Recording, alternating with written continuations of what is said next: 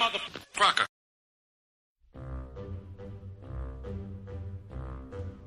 The Jell-O Program, starring Jack Benny with Mary Livingston and Phil Harris and his orchestra. Thank you. This is Groucho Marx. Well, here I am, stepping in over my head again. With Fibber McGee and Molly. Folks, this is just as new to me as it is to you. Hello? Hello, Mr. Benny. This is Rochester. The Great Gildersleeve. Well, what an original greeting. Hello and welcome to another week of comedy, funny, haha, on Dwayne Old Time Radio. Vic and Sade are here. I always want to say Vic and Sade or Sade because it's pronounced like the singer or the group, the singer Sade. Anyway, Vic and Sade, Vic's Geographical trip, and I don't have a day and month for this one, but this aired in 1939.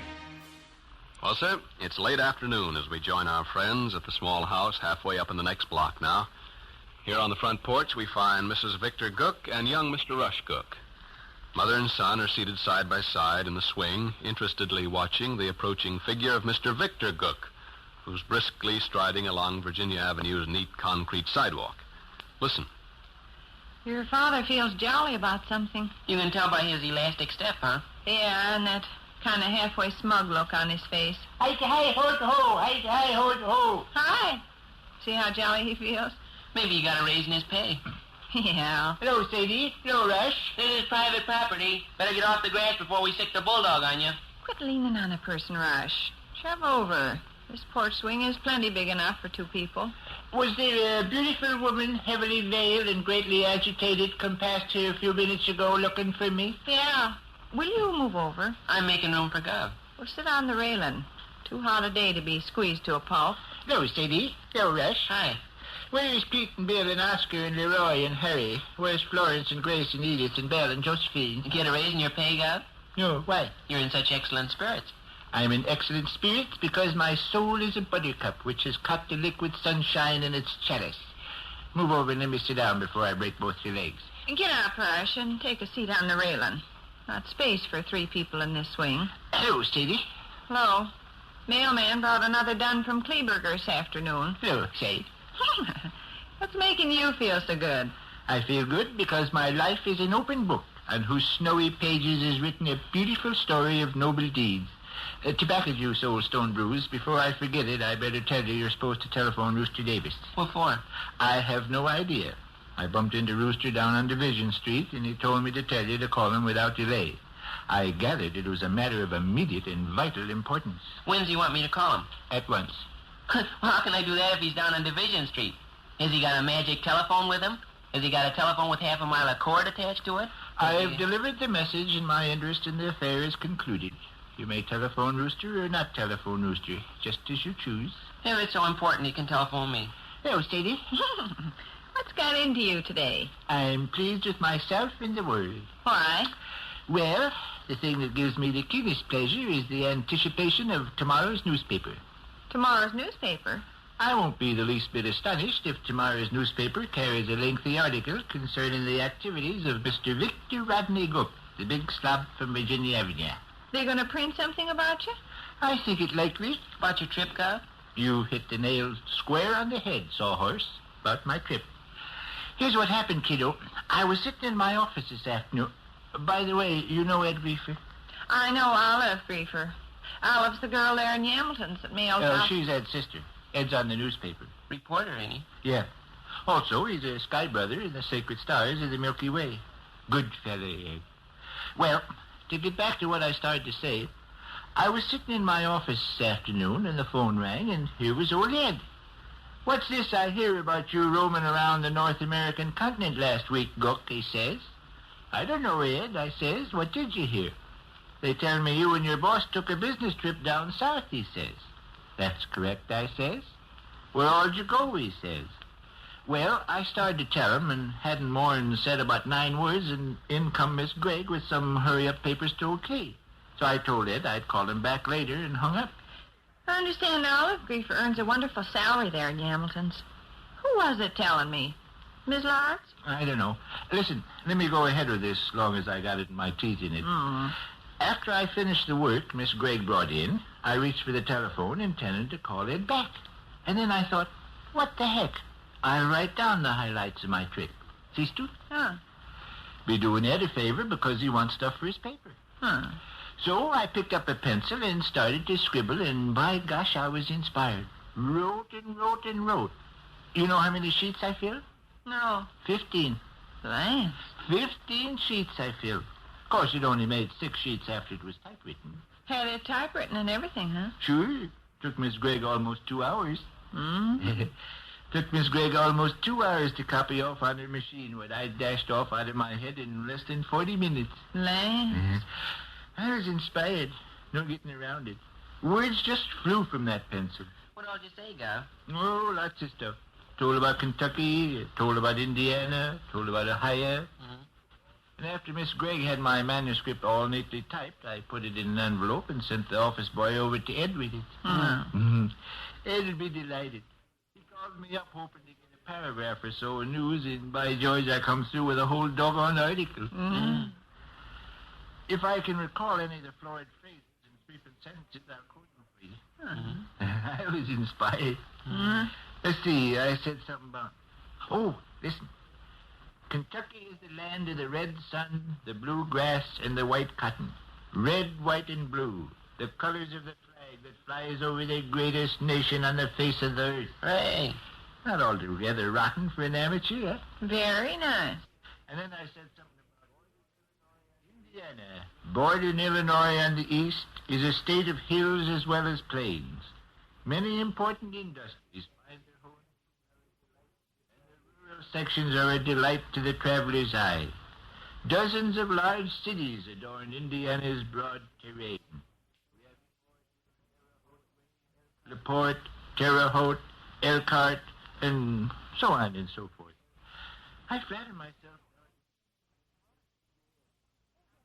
Walter. Yeah. They get an enormous big thrill out of junk like that. Jump? You know what I mean.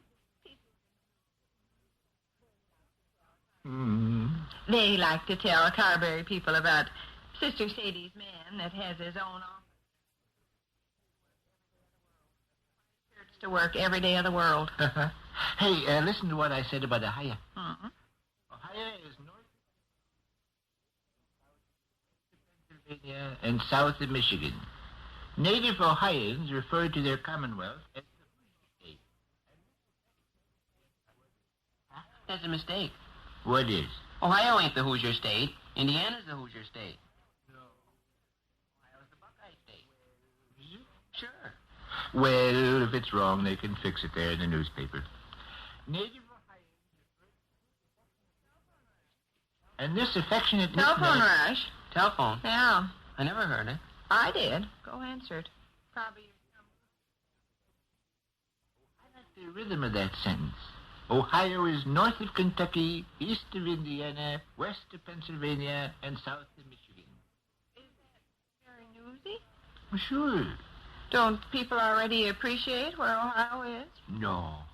Oh, if you were talking about little dinky Ohio, just a tiny ways off. Lands, I should think. I've got much that same sentence structure in my treatment of Kentucky. Kentucky, east of Missouri, north of Tennessee, west of the Virginias, and south of Illinois, Indiana, and Ohio. The Mississippi River washes Kentucky's shores, as does the silver streams and so on and so forth. It's not at all probable that my article will be reprinted by both the Lodge Magazine and the Kitchenware Dealers Quarterly. Huh? Of course, I'm not the kind of a bird that's thirsty for notoriety, but it don't hurt a fella any to appear in the public eye. Here's something else I say about Indiana. South of Michigan, west of Ohio, and north of Kentucky. Native Indianans love to refer to their commonwealth as the Gopher State. And this affectionate Who was nickname... that, Brewster? No. Not anybody for me. No, it was Mr. Griefer. Indiana is east of Illinois, south... Nick, it was your Mr. Griefer. Griefer? Ed? On the phone? Yeah. Well, why the heck didn't you holler? He hung up. Hung up? Rush, what kind of half-wit business Well, he didn't want to talk to you, Gov. Didn't want to talk to me? He was kind of mad. What the heck is this now? He says, who does your old man think he is? Marco Polo discovering a new route to the West Indies? He says, tell your father newspaper readers already know Indiana is east of Illinois. Go ahead. He says, when we want to print first-grade geography textbooks, we'll give your father first crack at it. Proceed. He says, I'd passed on your information about Ohio being north of Kentucky to the city editor, only I was afraid he wouldn't survive the shock of such a revelation. Proceed. Then he hung up. There is going to be something about you in the paper, though, Gov. What? V.R. Gook of this city was absent on business last week. V.R. Gook of this city was absent on business last week. Which concludes another brief interlude at the small house halfway up in the next block. Well, sir, it's late afternoon as we enter the small house halfway up in the next block now. And here in the living room we find Mrs. Victor Gook and her son, Mr. Rush Gook. Sade, who is established in her husband's easy chair beneath the floor lamp, nods over a novel she received as a Christmas present, while young Rush, lying at full length of the davenport, gazes at the ceiling and thinks thoughts. But suddenly sounds are heard in the kitchen. Listen. Hey, in here, Gov. Your mother home? She's asleep. I'm not either. Well, you look much She better. upstairs? No. What's the big commotion? Oh, look, kiddo. Hello.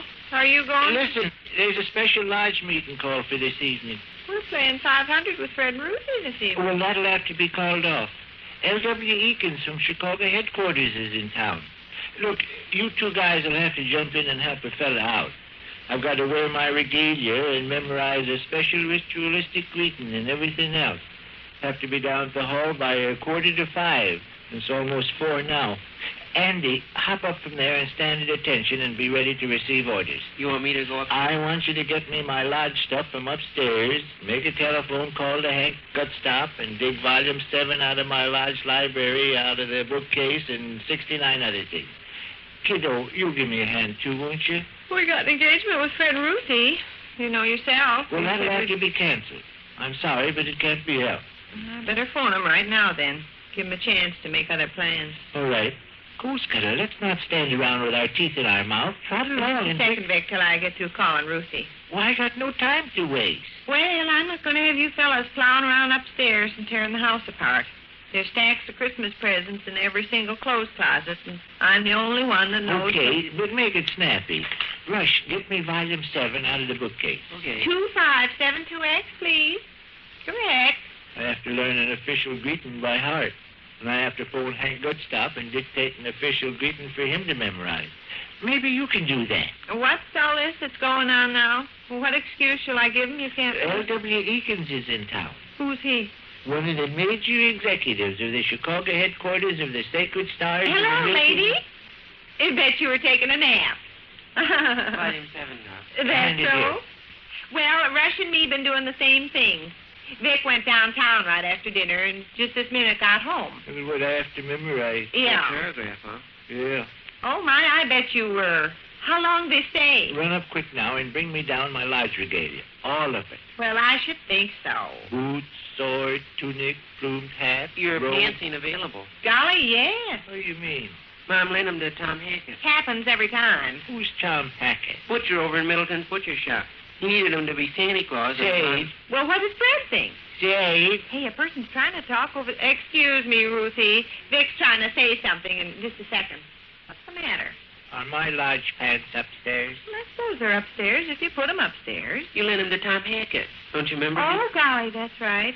He took the part of Santa Claus, and I... Well, this ain't the Well, you can drop by and pick them up. His landlady will give them to you. His landlady can go jump in the lake. I haven't got Wait till I time get through here, Vic. Ruthie's waiting on the wire. You may inform Please. Ruthie that Lady, This what you have I'm to memorize? sorry. Yeah. Oh, little frenzied brother of mine, wring your Sure. touching hands and listen for the call of the golden Uh-huh. oriole. as maidens dance by the flashing Oh, pool what? in the mischievous tarantella. Rush, will you be quiet? Both of you be quiet. Say, lady, I better tell you why I phoned. Yeah. We're not going to be able to play 500 this evening. No. Well, it's like this. Vic's Lodge is having a special meeting. Yeah, some fella from Chicago's in town, and I guess he's... Who's the fella, Vic? Will you get through there and explain about my pants? I asked you a question. Who's the Chicago fella? L.W. Eakin. Is the big, large muckety-muck? Yeah. He's some man named Mr. Eakin, some big muckety-muck in the lodge. Yeah. Uh-huh. Well, look, this don't make any difference to you and Fred, does it? Uh-huh. Well, I thought I'd better get in touch with you right away so you could make other plans. Yeah. Will you make that snappy? Later on in the week will be grand. Surely. You bet. Well, you explain to Fred. Yes. All right, Ruthie. All right. Goodbye. There's no call to work yourself into a stool. You can pick up your lodge pants on the way downtown. I have to dress here. All right, let Rush trot over after him. Trot over after him, Rush. Tom Hackett lives on North Center Street, don't he? I haven't the remotest idea. Don't you, where. Yeah. Shall I go there first, or shall I go to Smelly Clark's house first? Smelly Clark's house. Plumed hat. Didn't you bring that back? Uh-uh. Oh, my. What's this mystery now? Well, don't jump through the ceiling, but Rush, let Smelly Clark take your You plumed give me hat. permission, Mom. Yeah, but I certainly thought you'd use your head enough to get it Rush, back. let Smelly Clark take my plumed hat. Did you what? To use as an ornament on his Christmas tree. See, they wanted something to put on the tip top of the tree to make You it... may round me up my plumed hat in my lodge rope without another second's delay. Hadn't I better go... Go!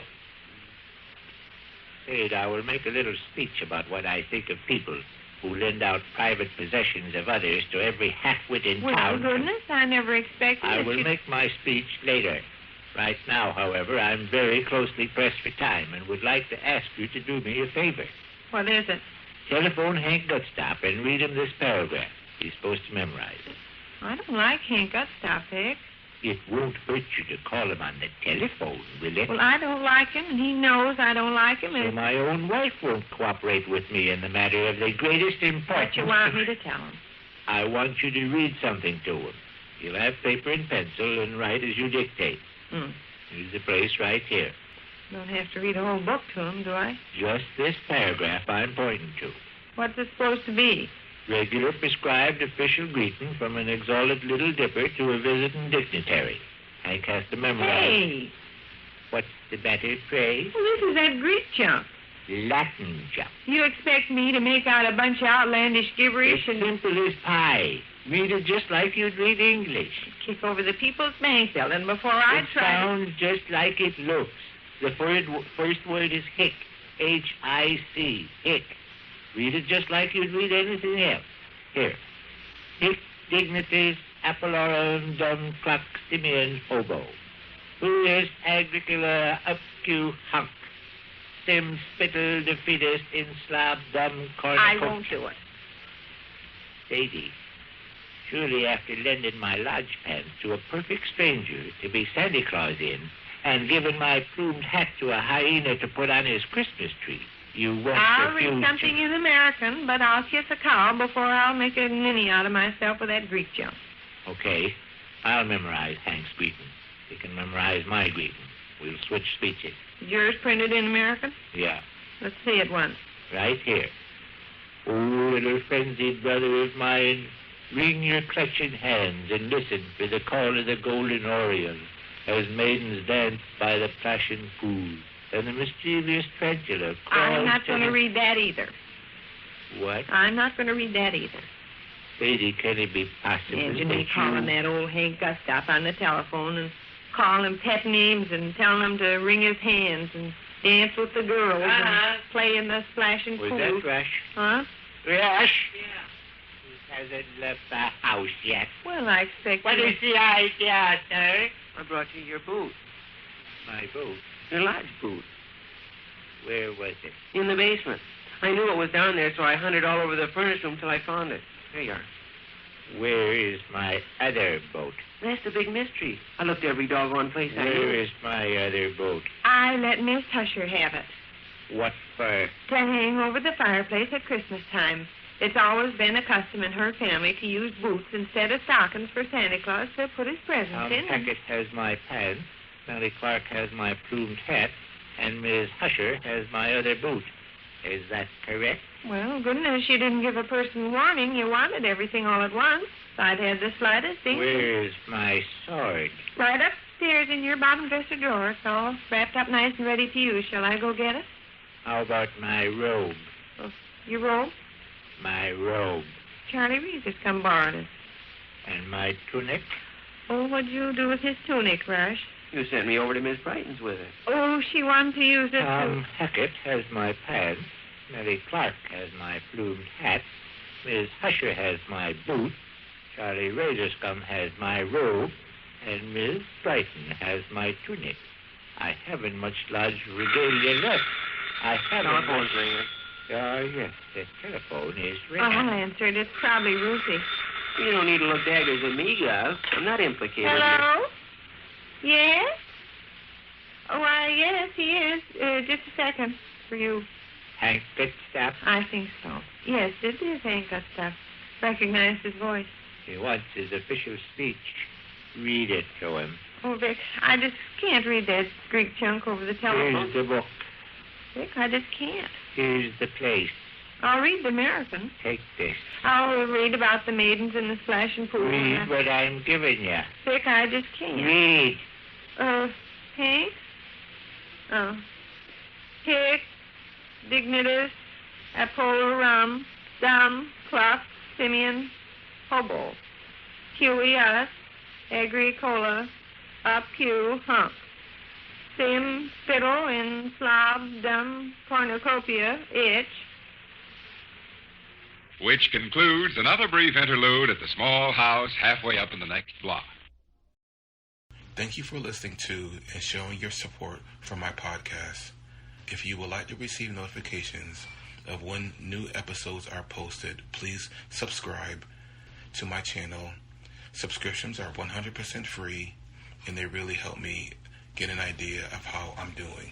Well, hope you enjoyed, and until next time, stay safe, wish you well, and as always, peace.